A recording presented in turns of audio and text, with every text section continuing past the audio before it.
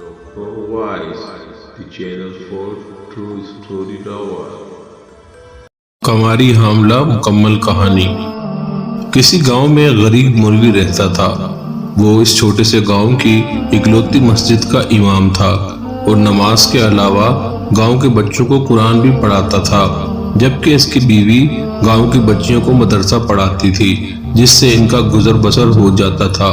इनकी एक ही बेटी थी जो कि बहुत खूबसूरत थी।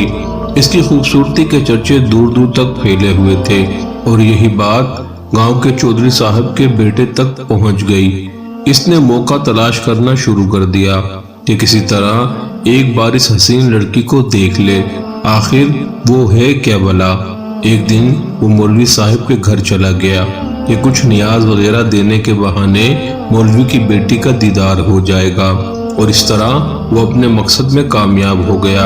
जब इमाम साहिब मस्जिद में नमाज पढ़ा रहे थे तो इसने दरवाजे पर दस्तक दी और मौलवी साहब की बेटी की आवाज आई, कौन? इसने कहा कि इसके पास कुछ सामान है जो चौधरी साहिब ने भेजा है, वो ले लें। लड़की ने कहा कि आप दरवाजे पर रख दें, मैं उठा लूंगी।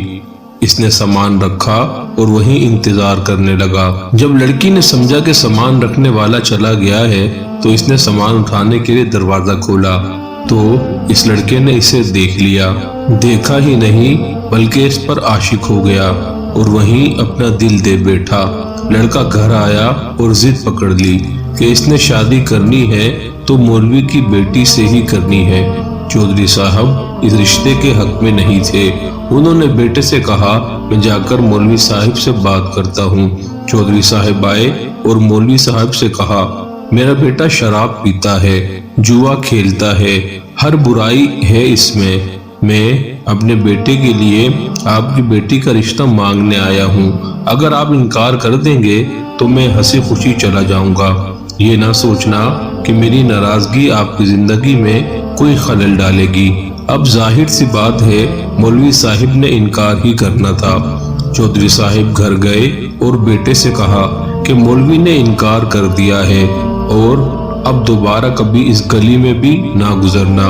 लेकिन लड़के को बहुत गुस्सा आया कि इतनी दौलत, इज्जत और शोहरत के बावजूद मौलवी ने ये रिश्ता कैसे ठुकरा दिया। मैं जरूर इंतकाम लूंगा, और इसने दिल में इंतकाम की ठान ली।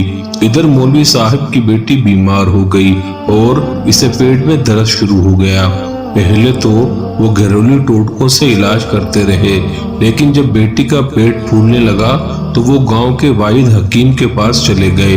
इस वक्त अल्ट्रासाउंड वगैरह और जदीद आलात तो थे नहीं, लिहाजा हकीम साहब ने बच्चे की नब्ज चेक की। पेट के दर्द की शिद्दत का जांचते हुए बताया कि आपकी बेटी हामला है। मौलवी के घर में तो जैसे कोहराम मच गया, एक कयामत आन पड़ी। मौलवी ने बेटी को बहुत मारा पीटा कि किसके साथ मुंह काला करवा कर आई है, किसका बच्चा है तेरे पेट में। एक दो बार इसे कत्ल भी करना चाहा, लेकिन माँ बीच में आ गई। इसे यकीन था कि इसकी बेटी बेगुनाह है। वहाँ इनकी बेटी भी इस इम्तिहान पर अल्लाह से उम्मीद लगाकर बैठ गई कि अब कोई मौजा ही इसके नाकर्दा गुनाह से निकाल सकता है। इधर चौधरी के बेटे ने जब 2-3 बार मौलवी को बेटी के हमरा हकीम के पास जाते देखा तो हकीम के पास चला गया। थोड़ी सी रकम अदा की तो हकीम ने सारी बात उगल दी। चौधरी का बेटा वापस आया और गांव के मिरासी को कुछ रकम देकर सारे गांव में ऐलान करवा दिया, ये मौलवी की बेटी बगैर निगाह के हामला हो गई है। गांव की औरतें मौलवी के घर आने लगी और पूछने लगी, कैसा क्या हो गया कि बेटी को ये गुनाह करना पड़ा, इसकी शादी क्यों ना करवा दी, किसके साथ मुंह काला किया। गरज जितने मुंह इतनी बातें। गांव की पंचायत ने मौलवी साहब से इमामत वापस ले ली और इन्हें 1 माह का वक्त दे दिया। वो अपनी रिहाइश का बंदोबस्त किसी और गांव में कर ले। गांव वालों ने भी अपनी बच्चियों को मौलवी की बीवी के पास भेजना छोड़ दिया। हर तरफ से मौलवी साहब परेशानियों में घेरे जा चुके थे। इन्हें कोई रास्ता दिखाई नहीं दे रहा था। एक दिन वो परेशानी के आलम में बैठे थे कि दरवाजे पर दस्तक हुई।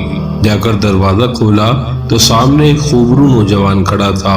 اندر آنے کی اجازت طلب کی تو مولوی صاحب پریشانی کے عالم میں کچھ سوچنے لگے۔ لڑکا سمجھ گیا اور اپنا تعارف کروایا کہ میں آپ کا شاگرد، بچپن میں آپ سے قرآن پڑھنے فلاں شخص کا بیٹا ہوں اور برابر والے گاؤں سے آیا ہوں۔ مولوی صاحب نے پہچان لیا اور اسے اندر لے آئے۔ اس نے اپنے آنے کا مقصد بتاتے ہوئے کہا کہ اسے معلوم ہوا ہے کہ آپ کی بیٹی کے ساتھ یہ ماجرا پیش آیا ہے۔ مزید بتایا کہ وہ شہر سے حکمت کا کورس مکمل کر کے آیا ہے اور گاؤں میں حکمت خانہ بنانے کا ارادہ رکھتا ہے، لیکن آتے ہی اسے اس بات کا علم ہوا تو وہ اس راز کو معلوم کرنے پہنچ گیا۔ مولوی صاحب کو بھی کچھ امید سی نظر آنے لگی۔ اس لڑکی نے مولوی صاحب کی بیٹی کی نبض دیکھی، کچھ تفصیلات پوچھی اور پھر کچھ سوچتے ہوئے مولوی صاحب سے ایک بکرے اور ایک کتے کا بندوبست کرنے کو کہا، جبکہ لڑکی کو دن کا کھانا کھانے سے منع کیا اور بھوکا رہنے کو کہا۔ اس کی بات پر عمل کرنا پڑا۔ مولوی صاحب کرتے بھی تو کیا، ڈوبتے کو تنکے کا سہارا۔ رات تک سارا بندوبست کر دیا۔ لڑکے یعنی حکیم نے گاؤں کی کچھ معزز عورتوں کو بھی بلوا لیا اور ان سے بکرے کا گوشت پکانے کو کہا۔ جب گوشت پک چکا تو اس لڑکے نے لڑکی سے کہا کہ پیٹ بھر کر گوشت کھائے۔ لڑکی بھی صبح سے بھوکی تھی، جی بھر کر گوشت کھایا۔ جب لڑکی نے گوشت کھا لیا تو اس وقت تک محلے کی کچھ مزید لوگ بھی مولوی کے گھر کے باہر جمع ہونا شروع ہو گئے کہ یہاں کیا معاجرہ چل رہا ہے۔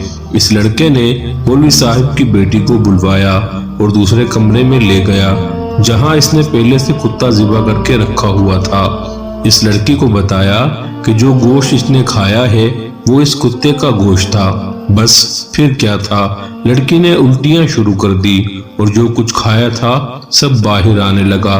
کچھ ہی دیر میں اس کے پیٹ سے الٹی کے ذریعے ایک مینڈک بھی نکل آیا، جسے سب محلے والوں نے اپنی آنکھوں سے دیکھا۔ جیسے ہی مینڈک باہر نکلا، لڑکی کو کچھ سکون سا محسوس ہونے لگا تو وہ لڑکا کہنے لگا کہ اس لڑکی نے کسی ندی یا دریا کا پانی پیا تھا۔ اس وقت چھوٹا سا مینڈک کا بچہ اس کے حلق کے ذریعے پیٹ تک جا پہنچا۔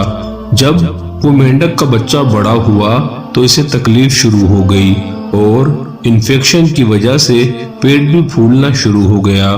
گاؤں کے سب لوگ اس لڑکے کی ذہانت اور حکمت دیکھ چکے تھے اور اس لڑکی کی پاک دامنی بھی سب پر واضح ہو گئی۔ مولوی صاحب نے اس لڑکے کے اصرار پر اپنی بیٹی کا نکاح اس نوجوان سے کر دیا اور یوں ہنسی خوشی اپنی زندگی بسر کرنے لگے۔